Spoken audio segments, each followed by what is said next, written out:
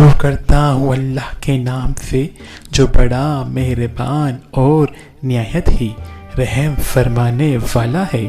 حضرت موسیٰ علیہ السلام۔ قصہ 9۔ وادی طے میں قید کے دوران اللہ تعالیٰ کے انعامات۔ اللہ رب العزت نے حضرت موسیٰ کو ارض مقدسہ یعنی ملک شام جانے اور اپنے باپ دادا کی سرزمین کافروں سے چھڑوانے کا حکم دیا۔ حضرت موسیٰ بنی اسرائیل کو لے کر وہاں پہنچے۔ اس وقت وہاں پر قوم جبارین کا قبضہ تھا۔ یہ لوگ عجیب خوفناک شکل بصورت اور ہیبت ناک قد و قامت کے مالک تھے۔ ان کے ظلم و ستم اور قہر و جبر کی داستانیں عام تھیں۔ بنی اسرائیل نے جب شہر سے باہر ان کے حالات سنے تو شہر میں داخل ہونے اور ان سے جہاد کرنے سے انکار کر دیا۔ وہ بولے کہ موسیٰ جب تک وہ لوگ وہاں ہیں ہم ہرگز وہاں نہیں جائیں گے۔ اگر لڑنا ہی ضروری ہے تو آپ اور آپ کا پروردگار جا کر ان سے لڑائی کر لیں، ہم تو یہیں بیٹھے ہیں۔ سورۃ المائدہ آیات 24۔ حضرت موسیٰ اپنی قوم کی تمام تر نافرمانیوں اور بیہودگیوں کو اب تک بڑے صبر و تحمل سے برداشت کرتے چلے آئے تھے اور ان کے لیے دعا گو رہے تھے اور اللہ سے انہیں معافی دلواتے تھے، لیکن ان کے اس جواب پر بے حد غمگین اور رنجیدہ ہو گئے اور ان کے لیے بددعا فرماتے ہوئے انہیں فاسقین کے نام سے پکارا۔ اللہ تعالیٰ نے اپنے رسول کی دعا قبول فرمائی اور انہیں مصر اور شام کے درمیان میدان طے میں قید کر دیا اور وہ 40 سال اس میدان میں بھٹکتے رہے۔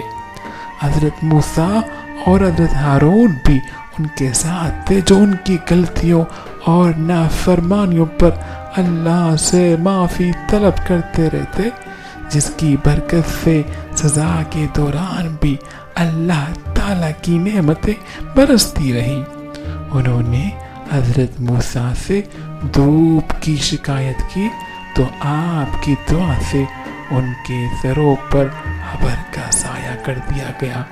پھر بھوک کی شکایت کی تو حضرت موسیٰ کی دعا سے اللہ نے من و سلوہ نازل فرما دیا۔ من ایک قسم کے دانے تھے جو زمین میں پہلے ہوتے تھے۔ بنی اسرائیل کو انہیں پیس کر روٹی بنا لیتے، جبکہ سلوہ ایک قسم کے پرندے تھے جو دریا کی طرف سے آتے تھے۔ مدتوں یہ لوگ من و سلوہ کھاتے رہے، ان کے کپڑے میلے ہوتے اور نہ پڑتے۔ جب ان کو پانی کی حاجت ہوئی تو وہ بھی عطا کر دیا گیا۔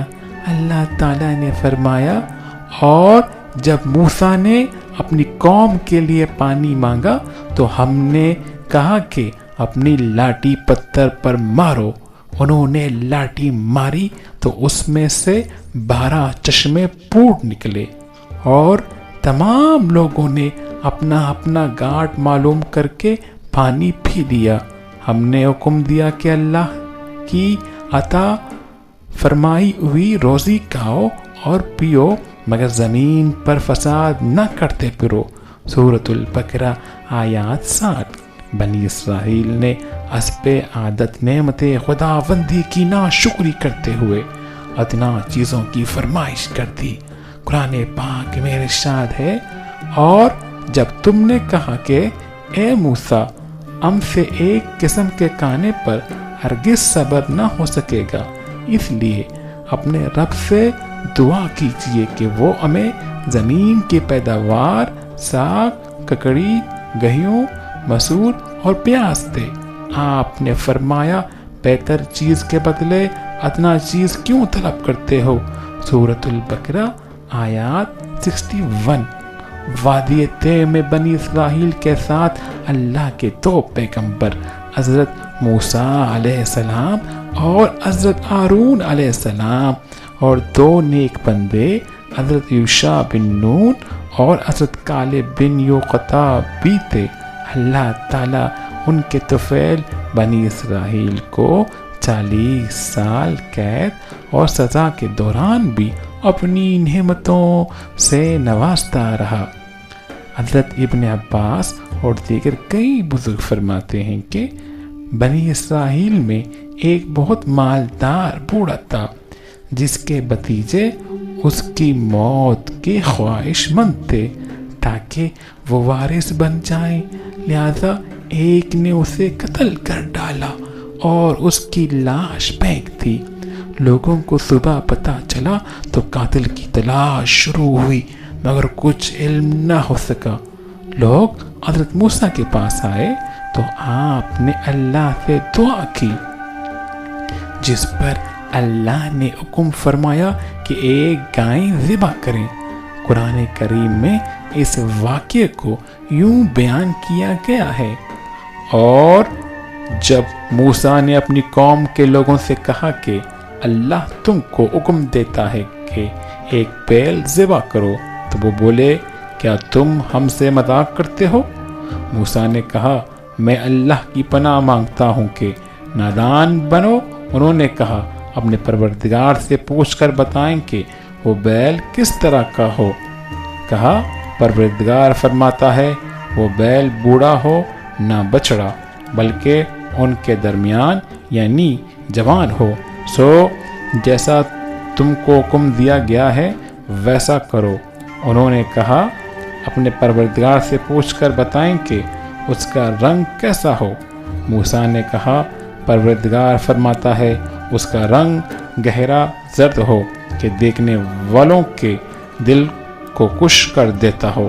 انہوں نے کہا پروردگار سے پھر یہ درخواست کیجئے کہ ہم کو بتا دے کہ وہ کس طرح کا ہو، کیونکہ بہت سے بیل ہمیں ایک دوسرے کے مشابہ معلوم ہوتے ہیں، پھر اللہ نے چاہا تو ہمیں ٹھیک بات معلوم ہو جائے گی۔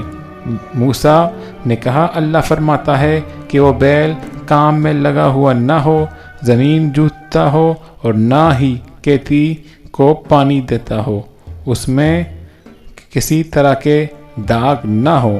غرض بڑی مشکل سے انہوں نے اس بیل کو ذبح کیا تو ہم نے کہا اس بیل کا کوئی سا ٹکڑا مقتول کو مارو۔ اس طرح اللہ مردوں کو زندہ کرتا ہے اور تم کو اپنی قدرت کی نشانیاں دکھاتا ہے تاکہ تم سمجھ سکو۔ سورۃ البقرہ آیات 67 تا 73۔ اللہ کے حکم کے مطابق گائے کا گوشت کا حصہ مقتول کے جسم سے ملایا گیا تو وہ زندہ ہو کر کھڑا ہو گیا، اس کی رگوں سے خون بہہ رہا تھا۔ پھر جب موسیٰ نے اس سے سوال کیا کہ تجھے کس نے قتل کیا، انہوں نے جواب دیا مجھے فلاں بھتیجے نے قتل کیا۔ یہ کہہ کر وہ مر گیا اور جیسا تھا ویسا ہی ہو گیا۔